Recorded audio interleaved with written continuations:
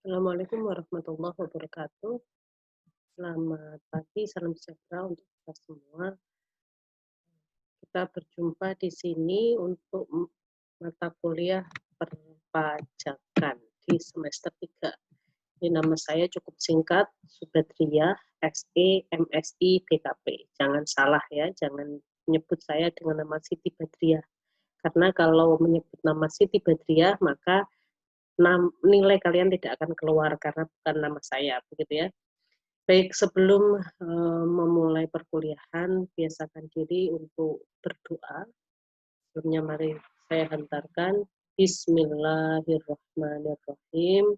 Semoga apa yang kita pelajari bermanfaat dan minimal kita bisa memahaminya, kemudian bermanfaat untuk kita sendiri dan lingkungan sekitar. Jadi kenapa di belakang nama saya selain SE, MSI, kalau SE, MSI ini gelar akademik, kemudian yang belakang ini adalah gelar profesi, karena saya sudah bersertifikat sebagai konsultan pajak dan sudah memiliki izin praktek. Gitu.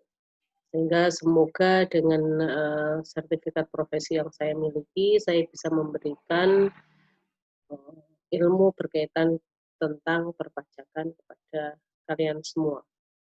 Jadi capaian pembelajaran yang diharapkan berkaitan dengan pengetahuan ini setelah mengikuti mata kuliah perpajakan diharapkan bisa menguasai konsep dan prinsip secara mendalam tentang perpajakan orang pribadi dan badan sesuai peraturan perpajakan yang berlaku.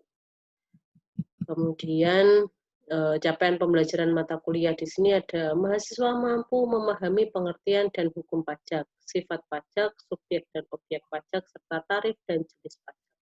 Sebelum saya lanjutkan ke pembahasan yang materinya, berkaitan dengan sertifikat profesi konsultan pajak. Nah, mungkin supaya ini saya selalu sampaikan ketika saya mengajar perpajakan bahwa sebagai lulusan dari Fakultas Ekonomi, kita juga bisa mengharapkan selain sebagai pebisnis itu, kita juga bisa sebagai menjalankan profesi yaitu konsultan pajak. Jadi mungkin nanti setelah kalian lulus bisa mengikuti ujian sertifikasi konsultan. Setelah lulus kemudian bisa mengajukan izin praktek ke Kementerian Keuangan ya. Setelah izin praktek keluar kita bisa berpraktek sebagai konsultan pajak.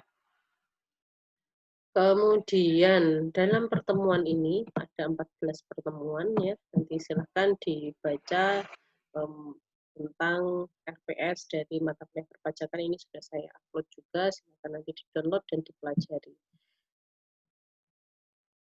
Metode pembelajarannya ini adalah kebanyakan menggunakan case study, jadi nanti ada banyak selain video-video yang akan kami sampaikan sebagai media pembelajaran, nanti silahkan mencari referensi berkaitan dengan perpajakan, khususnya pajak penghasilan, dan juga aturan-aturan yang berkaitan dengan perpajakan. Aturan-aturan ini bisa paling mudah bisa didapatkan dari webnya pajak, pajak.go.id, itu sudah paling update. Gitu. Kita tahu bahwa perpajakan di Indonesia itu selalu berubah setiap saat. Kenapa?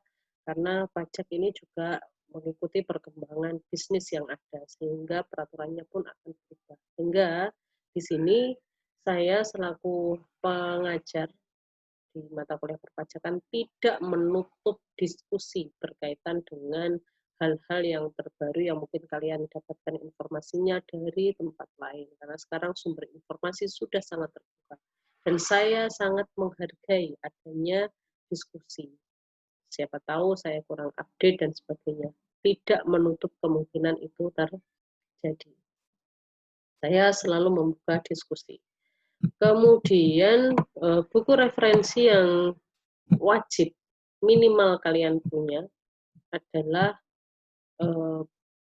buku pajak penghasilan. Ini saya sendiri yang tulis. Di perpus juga ada.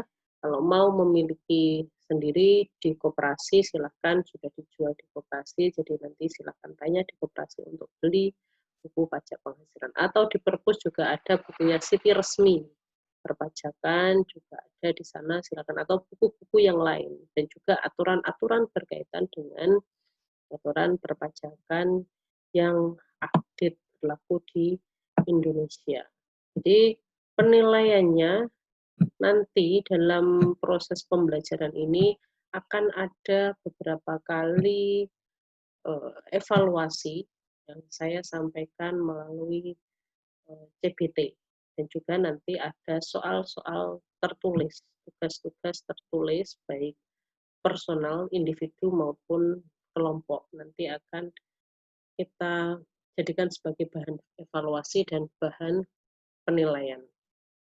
Keaktifan di sini juga akan memperoleh nilai tambah.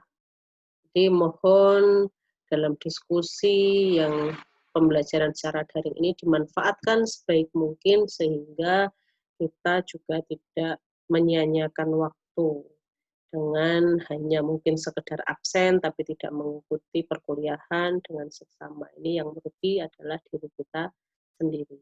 Baik, demikian yang mungkin bisa saya sampaikan sebagai prolog dalam mengawali mata kuliah perpajakan. Semoga bermanfaat, tetap semangat, dan tetap menjaga kesehatan. Itu demikian dari saya. Wassalamualaikum warahmatullahi wabarakatuh.